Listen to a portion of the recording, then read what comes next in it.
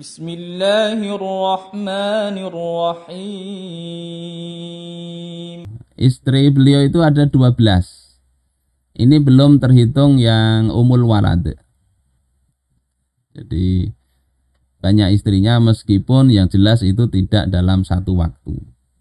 Anak beliau laki-lakinya ada 20. Jadi kalau kita sekarang ini banyak anak, tidak ada apa-apanya dibanding Sayyidina Abdurrahman bin Auf. Saya punya tetangga itu anaknya 14 dari satu istri.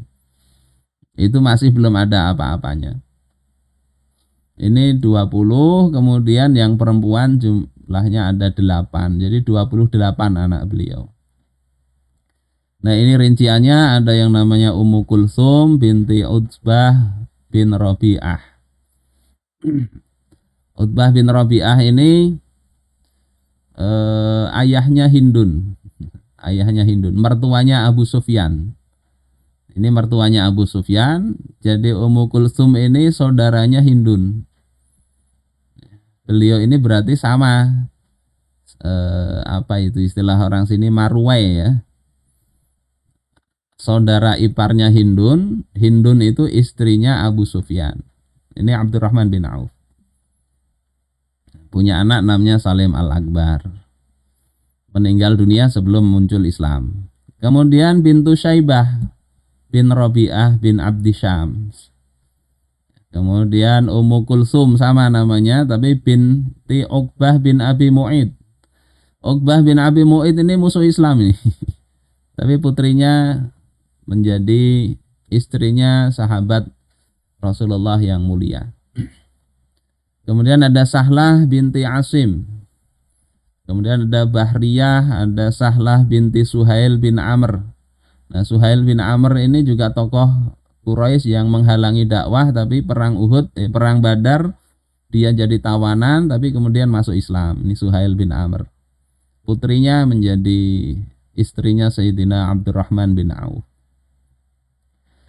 Kemudian Ummu Hakim. Kemudian anak perempuan Abu Hais bin Rafi'. Kemudian Tamadir binti Asbagh. Ini dari Bani Kilab yang diperintahkan oleh Rasulullah memang untuk menikahi itu. Kemudian Asma binti Salamah. Kemudian Majid binti Yazid. Kemudian Badiyah binti Ghailan.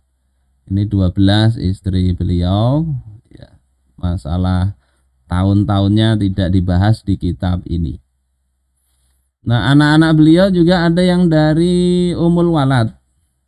Ada yang namanya Urwah, Yahya, Bilal, dan seterusnya ini. Mus'ab, Aminah, Maryam, dan seterusnya. Ini bisa dilihat dalam kitab At-Tabaqat Al-Kubra, tulisan Imam Ibnu Sa'ad. Saudara-saudaraku sekalian rahimakumullah, dengan banyaknya istri dan anak itu, ya, ada riwayatnya tidak sebanyak yang sebanyak istrinya yang dinukil di dalam kitab ini. Ada beberapa momentum yang disampaikan oleh musonef. Pertama itu adalah mahar istri dari penghasilan suami. Ketika pergi ke Madinah ini tidak bawa apa-apa. Ya, Rasulullah kemudian mempersaudarakan Abdurrahman ini dengan Sa'ad bin Rabi'. Sa'ad bin Rabi' itu orang kaya dari kalangan Ansor. Kata Sa'ad, aku berikan setengah hartaku kepada engkau. Jadi ini saudara yang betul-betul dipersaudarakan oleh Rasul, langsung dia mau bagi hartanya separuh. Kemudian aku punya istri 2. Kalau engkau mau kuceraikan 1. Ini saking apa ya, saking sayangnya orang Ansor kepada Muhajirin. Tetapi Abdurrahman bin Auf tidak menerima itu, enggak mentang-mentang diberi kemudian ngelunjak, tidak. Beliau kemudian katakan, aku tidak perlu itu. Atau dalam riwayat yang lain, Abdurrahman katakan, semoga Allah memberkahi engkau dan harta engkau, keluarga engkau. Apakah ada pasar yang mengadakan perdagangan? Jadi beliau bertanya, pasar di mana? Kemudian kata Sa'ad, ya pasar Bani Qainuqa. Di pasar yang waktu itu terkenal ya, yang terkenal juga cerita sebelum pengusiran Yahudi Bani Qainuqa itu kan ada peristiwa di pasar itu, pelecehan seorang wanita muslimah.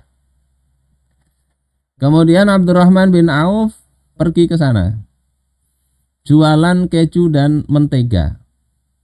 Jadi kerjaannya jualan sederhana aja. Awal-awal hijrah kita bisa pelajarannya bisa kita bayangkan orang yang ya hijrah itu betul-betul meninggalkan apa yang ada sebelumnya itu, harta ya, kemudian jaringan bisnis, sampai pasar aja tidak tahu. Tetapi itu Allah ganti dengan harta yang lebih baik ya. Tidak berapa lama Abdurrahman bin Auf menikah itu. Ada warna kuning ya, yakni bekas minyak wangi saat pernikahan beliau. Ditanya oleh Rasulullah, apakah engkau sudah menikah? Kata Abdurrahman, ya. Kemudian siapa yang kamu nikahi? Ya. Kata Abdurrahman, seorang wanita Ansor. Berapa mahar yang kamu berikan? Ya. Kata beliau, ya sebiji emas. Kemudian Rasulullah katakan, aulim walau bisyah.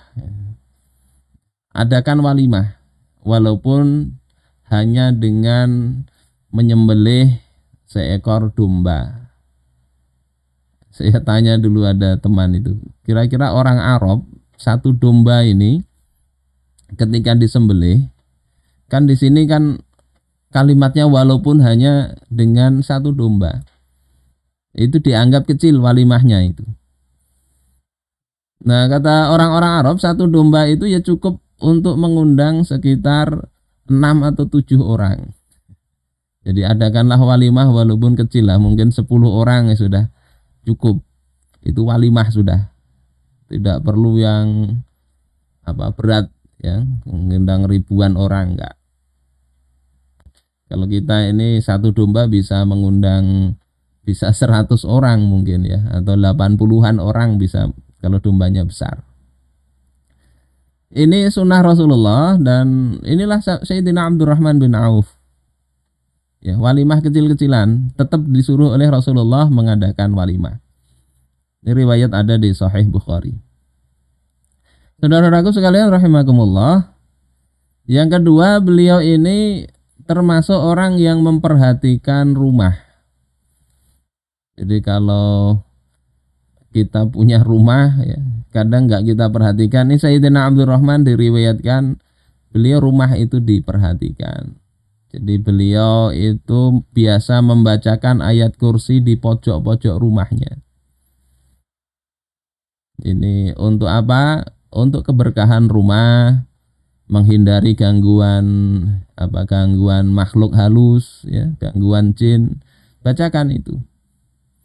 Kalau kami dulu diajak guru ngaji kami membacakan Yasin untuk memagari rumah, memagari dengan doa tentunya ya, bukan dengan trik-trik gaib nanti bisa dibongkar pesulap merah nanti. Jadi ini doa bacakan. Jadi rumah yang nggak pernah dibacakan Al-Quran itu seperti seperti kuburan itu.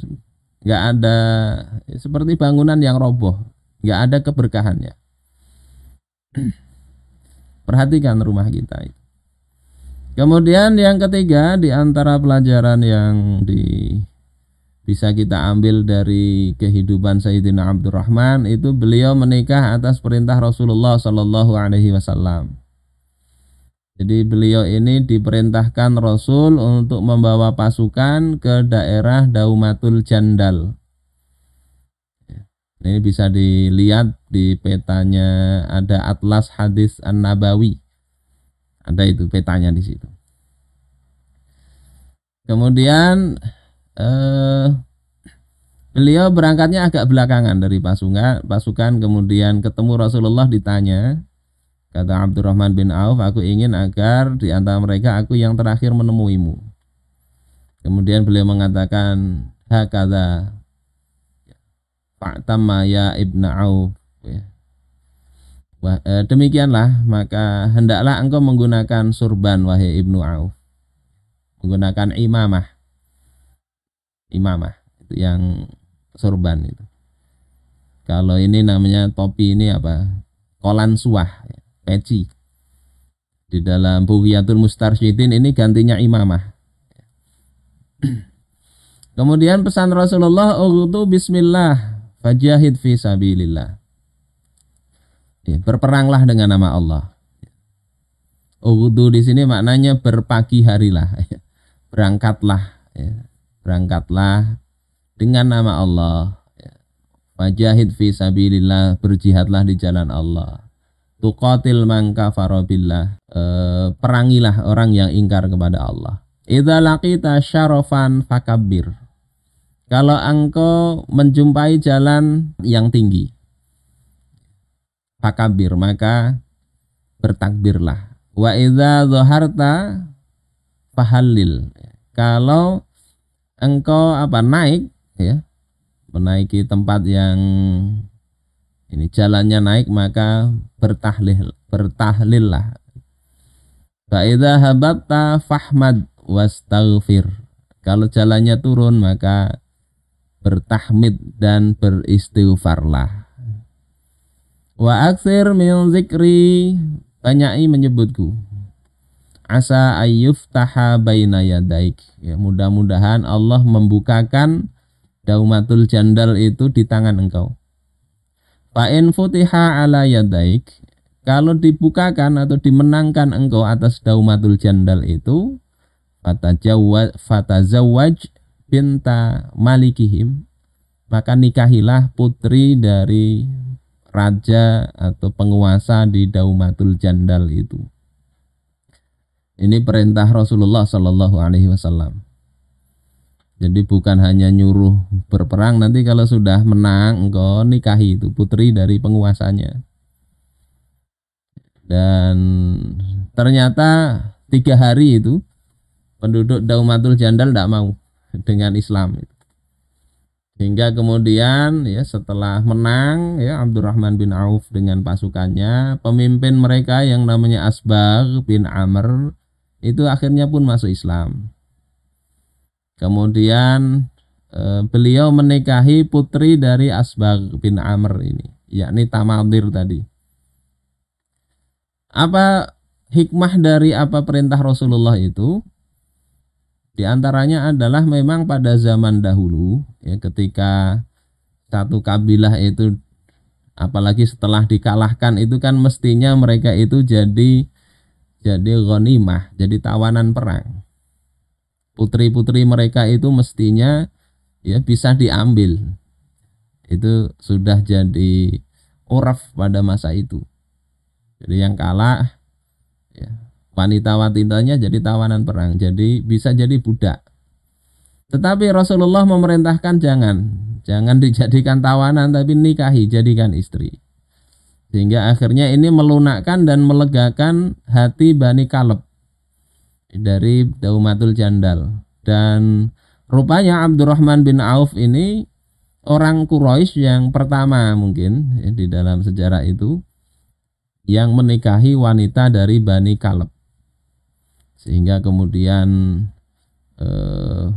dari suku Kaleb itu mereka menawarkan juga putri-putri mereka untuk dinikahi oleh kaum muslimin. Jadi yang awalnya keras jadi mudah dengan jalur pernikahan. Saudara-saudaraku sekalian rahimakumullah, ini Abdurrahman bin Auf.